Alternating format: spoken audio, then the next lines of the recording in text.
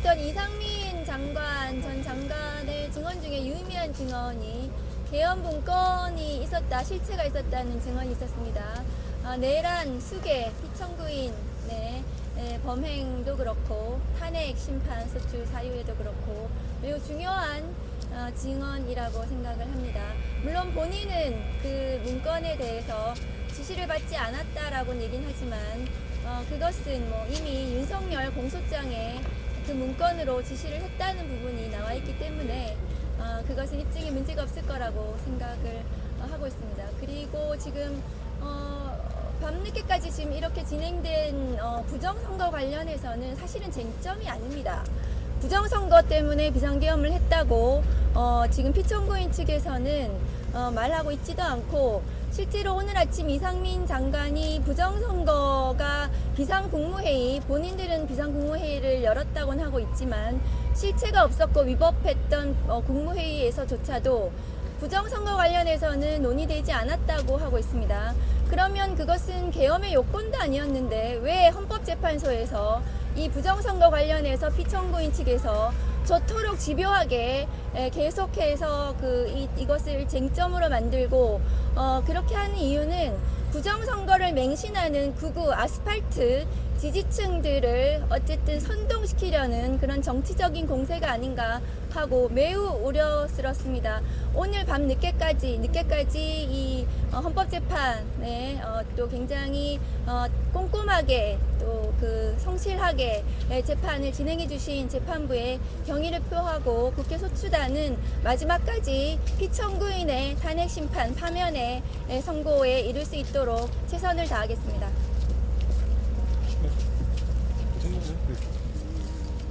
네, 오늘 제7차 탄핵심판 기일이 있었습니다.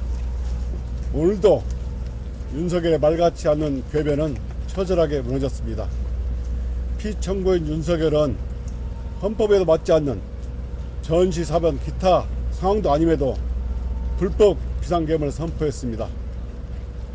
불법 비상계엄의 사후 핑계로 됐던 부정선거 문제도 오늘 근거가 없음이 명확하게 밝혀졌습니다.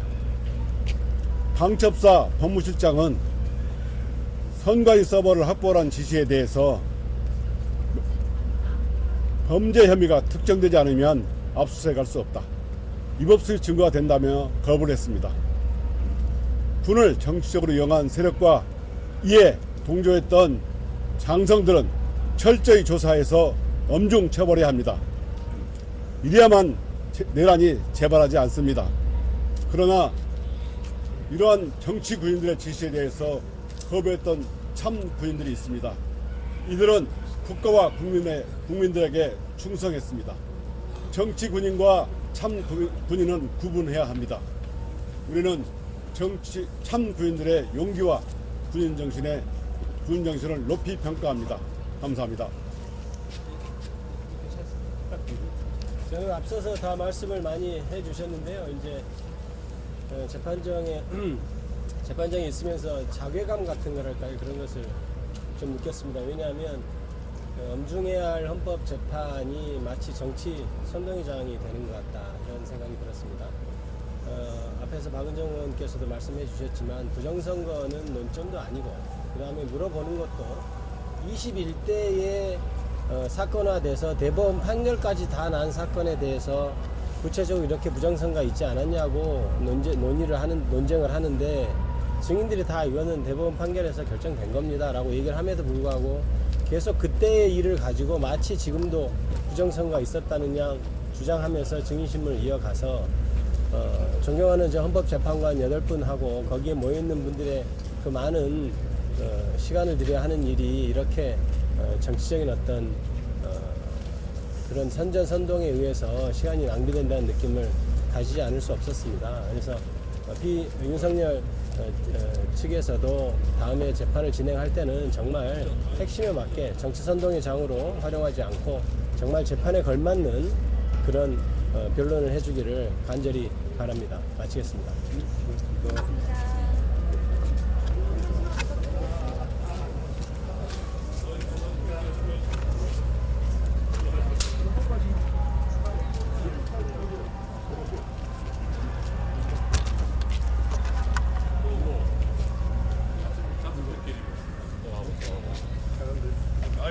드릴 말씀이 없는데. 해주셔야지. 아이고. 저희가 여쭤볼까? 기자분들 보시기에는 어떠셨어요 오늘? 생각하시면 제가 먼저 말씀드릴게요. 최기상원입니다. 오늘 피청구인은 비상계엄 선포와 그에 따른 후속 조치가 대통령의 권한이라고 얘기를 했습니다. 그렇다면 위헌인 계엄, 그리고 헌정질서 파괴를 한 대통령을 헌법재판소를 통하여 파면하는 것은 국민의 권한임을 거듭 말씀드립니다. 우리 헌법에는 대통령을 국민의 선거로 선출할 수 있는 규정이 있을 뿐 국민이 직접 대통령을 해고할 권한이 없음을 다행으로 알기를 기대합니다. 비상계엄에 대해서 헌법에서 구체적으로 엄격히 규정하고 있는데도 피청구인은 헌법을 위반해서라도 내 판단대로 비상계엄을 선포할 수 있다라고 믿는 것 같습니다. 이 부분은 법치주의 위배를 넘어서 법치주의 무지를 드러낸 것으로 평가되기 때문에 피청구인의 파면이 필요함을 오늘 또 확인됐다라고 말씀을 드립니다. 그리고 국무회의 성립 여부와 관련해서 전 행안부 장관인 이상민의 증언에 의하더라도 국무회의가 없었다고 보여집니다. 이미 국무총리나 경제부총리, 중기부 장관 등의 진술도 간담회 정도 혹은 국무회의라고 보기 어렵다라는 얘기들이 있었습니다. 더 나아가서 국무회의를 하기 위한 의안 제출이나 검토 의견 첨부, 그 실질적인 심의나 의결 절차까지 나아가지 않았다는 점, 필수적인 부서나 회의록도 없었던 점 등을 감안하면 우리 헌법에서 비상계엄에 대하여 엄격히 요구하고 있는 국무회의를 실질적으로 하지 못했다라고 충분히 판단할 수 있을 것 같습니다. 아직도 피청구인은 위헌인 계엄으로 인한 헌정질서 파괴의 책임을 회피하고 있습니다.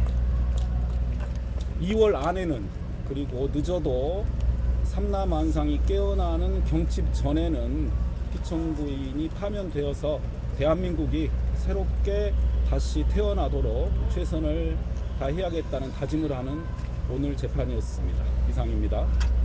혹시 김용빈 총장 신소 때 부정선거는 중점으로 이야기가 좀 많이 흘러갔는데 이런 대화 흐름 어떻게 보셨나요? 저희는 뭐 그 부분은 탄핵 사유하고 전혀 상관이 없다고 생각합니다만, 탄핵 이후로 피청구인 쪽에서는 어떻게 보면 가장 역점을 두고 있는, 거기는 이제 계엄 사유겠죠. 그렇게 주장을 하고 있어서 그쪽에 한번 하고 싶은 얘기 해보라는 취지로 재판부에서 기회를 주신 걸로 이해를 합니다. 그리고 오늘 증인은 앞에 세 분은 피청구인 쪽에서 먼저 신청한 증인이어서 어떻게 보면 저희로서는 방어를 해야 된다 할까 그런 입장이었는데, 오늘 증인 신문 해본 결과로는 저희 탄핵 소추 사유가 흔들리는 건 1도 없고, 저쪽에 계엄 사유 주장이 정당성이 강화되고 이런 측면도 전혀 찾을 수 없었습니다. 사정이 달라진 거는 없고, 재판부에서도 아직 다음 기일 지정은, 그러니까 목요일 말고 그 다음 기일로 지정은 안 하셨습니다만 추가 증인 신청 기각하시고 저희로서는 신속히 매듭 지어지기를 희망합니다. 저희가 김용빈 증인의 증언에서 마음에 어떤 울림이 있었던 부분은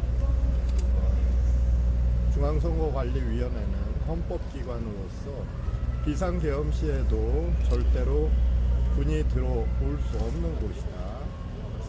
헌법 77조 3항에서 비상계엄 시에 조치의 대상이 될 수 있는 기관은 법원과 그리고 정부입니다. 그리고 그것도 법원과 정부의 일부 사무일 뿐입니다. 그래서 독립기관인 중앙선거관리위원회는 계엄군이 들어올 수 없고, 들어가서 더군다나 직원들을 감금하고 또 휴대폰을 뺏어서 외부와의 연락을 중단시키고 서버를 촬영하고 한 행위들은 그것 자체로 중대한 위헌 행위가 되는 것이고 그것 자체로 중대한 위헌 행위로서 파면 사유가 되는 것입니다. 그래서 그 부분을 피청구인은 아무런 침해도 없었다라고 이제 가볍게 생각하고 또 가볍게 주장을 하시는데 그 부분에 있어서 피청구인의 어떤 중대한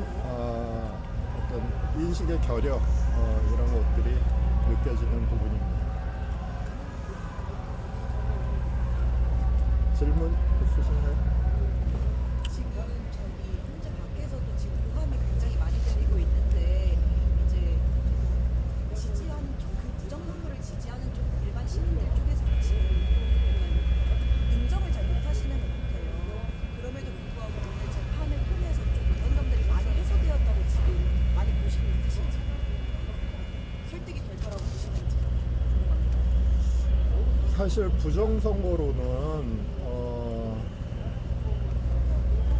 우리 탄핵 심판의 지금 주요 쟁점이 아닙니다. 가사 지금 그 피청구인 측에서 주장하는 건 이번 선거가 아니라 바로 지난번 국회의원 선거가 아니라 그 지난번 국회의원 선거의 부정을 얘기하고 있거든요.